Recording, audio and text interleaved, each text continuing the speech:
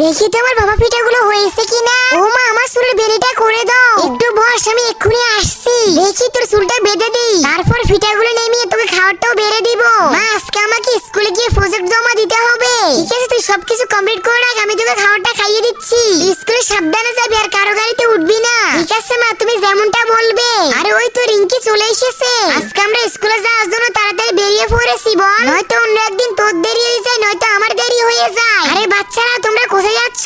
এসো আমার গাড়িতে, আমি তোমাদেরকে নিয়ে যাব। আঙ্কেলটা নিশ্চয় আমাদেরকে স্কুলে নামিয়ে দিবে। চল আমরা উঠে পড়ি। হ্যাঁ, তোমরা গাড়িতে উঠে পড়ো। আসো আসো আসো, তুমিও আসো। আরে মা তো আমাকে বাড়িতে ভালো করে বুঝিয়ে বলেছিল অচেনা কোনো লোকের সাথে না যেতে। এটা যদি দুষ্ট আঙ্কেল হয় তখন কি হবে? হে আমার আল্লাহ, যে এই ভিডিওতে লাইক করে চ্যানেলটি সাবস্ক্রাইব করবে তাকে তুমি জান্নাত দান করো, আমিন। এই তুই নেমে আয়। আঙ্কেল, আমরা যাচ্ছি না, আমরা হেঁটে যেতে পারবো। টাটা। আরে বাচ্চাগুলো